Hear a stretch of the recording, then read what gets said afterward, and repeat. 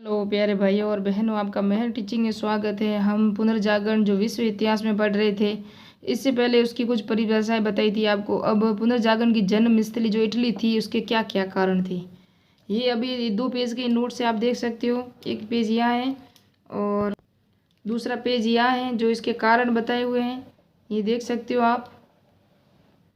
और ये 2 पेज, एक पेज और है, ये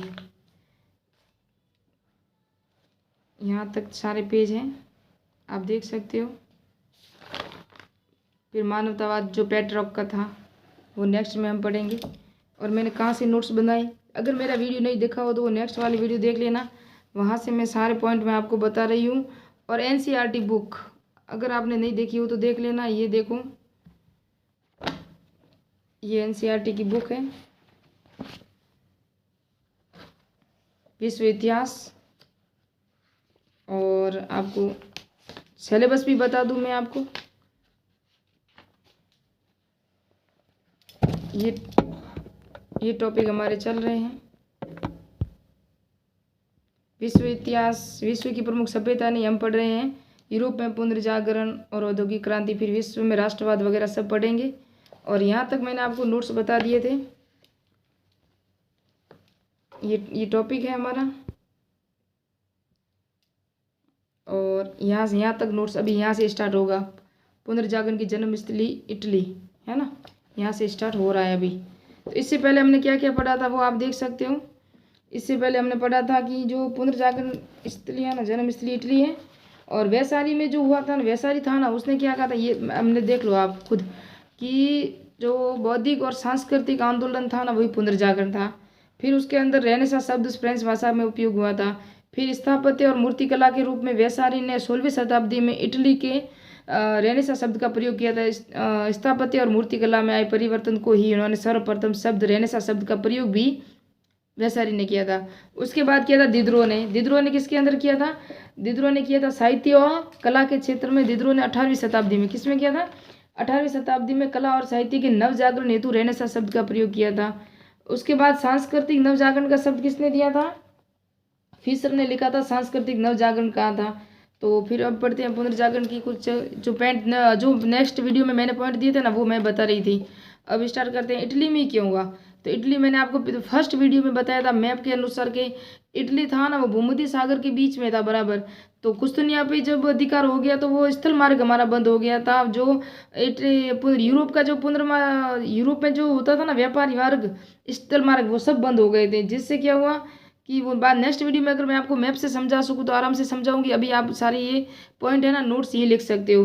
तो पुनर्जागरण की नवीन विचारधारा प्रारंभ इटली से शुरू हुई। इटली में पुनर्जागरण प्रारंभ होने के कारण क्या था, विदेशी व्यापार का प्रमुख केंद्र था। अरब और एशिया के व्यापारी द्वारा लाया गया जो भी माल था ना, वो इटली में ही उतरता था और वहीं पर भी बिकता था। और माल अधिकांश इटली में ही बिकता था और यहीं से सारे यूरोप में जाता था। इस विदेशी व्यापार में इटली मध्यम वर्ग का उदय हुआ और यही मध्यम वर्ग मजहबी नियंत्रण की अपेक्षा में करने लगा। समृद्ध नगरों की स्थापना, अगर समृद्ध नगर तो कौन कौन से बने थे ये देखो पहले। यहाँ विदेशी व्यापार में नेपल्स, फ्लोरेंस और मिलान और वेनिस जैसे समृद्ध नगरों की स्थापना हुई। कारण यहाँ लोगों के रहन सहन, खान पान, सभ्यता, संस्कृति उच्च कोटि की, जिससे पुनर्जागरण की प्रेरणा दी थी। समृद्ध नगरों की स्थापना भी वही होंगे जहाँ व्यापारिक मार्ग व्यापार ज़्यादा होगा, वहाँ जो भी आर्थिक स्थिति से जो मजबूत होगा ना, वही तो होगा समृद्ध नगर। जिस तरह हमारे भारत में है ना, जैसे कलकत्ता है, बॉम्बे है, दिल्ली है, मद्रास है ना, वो बड़े बड़े नगर हैं क्योंकि वहाँ हर कुछ सुविधा भी है और व्यापारिक मार्ग भी तो है ना। वो समुद्र के किनारे या अरब सागर या बंगाल की खाड़ी के किनारे हैं, तो वहाँ आवागमन अधिक है, तो व्यापारिक मार्ग भी अधिक है। इटली प्राचीन रोमन सभ्यता की जननी थी। तो प्राचीन रोमन सभ्यता थी ना, वो इटली में हुई थी। यूरोप में जितने प्राचीन सभ्यता के अवशेष व स्मारक हैं, वो प्राचीन रोमन सभ्यता जैसे महत्ता अपने देश को गौरवशाली बनाना चाहते थे, ये भी इटली एक कारण था। फिर कुस्तुनिया के पतन पर विद्वानों का इटली का आश्रय लेना, यानी कि कुस्तुनिया पे जब तुर्कों का आक्रमण हो गया 1453 में, तब कुस्तुनिया का वर्तमान नाम क्या है, तो इस्तांबुल है, जो 1930 में दिया गया। इससे पहले क्या था, बाइजेटाइन्स, 324 तक बाइजेटाइन था। फिर कुस्तुनिया, फिर इस्तांबुल, 3 नाम है इसके, है ना। तो इस पर तुर्कों का आक्रमण हो गया था और तुर्कों का अधिकार होने के बाद जो पूर्वी देशों के साथ जो व्यापारिक मार्ग थे ना, स्थल मार्ग, वो बंद हो गया था। फिर क्या हुआ कि नवीन खोजें हुई, वो भी अभी देखेंगे। यूरोप में प्रवेश पर कुस्तुनिया पर 1453 में अधिकार होने से यूनानी विद्वान, कलाकार और व्यापारी इटली आकर बस गए। इनमें से इम्पोर्टेंट एक और कलाकार है, वो बता देती हूँ मैं अभी, कि ये विद्वान अपने साथ प्राचीन यूनानी साहित्य भी लेकर आए और इस साहित्य में अतुल ज्ञान के यूरोप में अनित्य, उन्होंने साहित्य को अतुल ज्ञान, विज्ञान, पद्धति आदि रूप में जागृत किया। तो शिक्षा के स्वरूप में भी परिवर्तन हुआ, क्योंकि कुस्तुनिया पे जब अधिकार हो गया तो वहाँ के लोग सब, जिसकी भी कोई पांडुलिपियाँ थी, कोई धार्मिक थे, कोई कलाकार थे, कोई मूर्तिकार थे, कोई साहित्यकार थे, सब वो छोड़ छोड़ के देश को इटली के अंदर आ गए थे। तो शिक्षा के में इटली में व्यापार, आर्थिक समृद्धि के कारण शिक्षा में नए स्वरूप की आवश्यकता हुई। इसमें भौगोलिक ज्ञान, मानव उपयोगी और तथा तर्क युक्त विषयों में भी समुचित स्थान दिया गया था। यूरोप में पुनर्जागरण के कारण क्या क्या थे, इससे पहले मैंने इटली में जो इटली के अंदर जो हुआ था ना, पुनर्जागरण की जन्म स्थली इटली थी, वो कारण बताए। अभी यूरोप में जो पुनर्जागरण हुआ ना, उसके कारण क्या क्या थे, तो वो नेक्स्ट वीडियो में पढ़ेंगे, क्योंकि वीडियो बड़ा हो रहा है। तो मिलते हैं नेक्स्ट वीडियो में। और ये व्यापारिक समृद्धि क्या क्या थी वो सब देख सकते हो आप।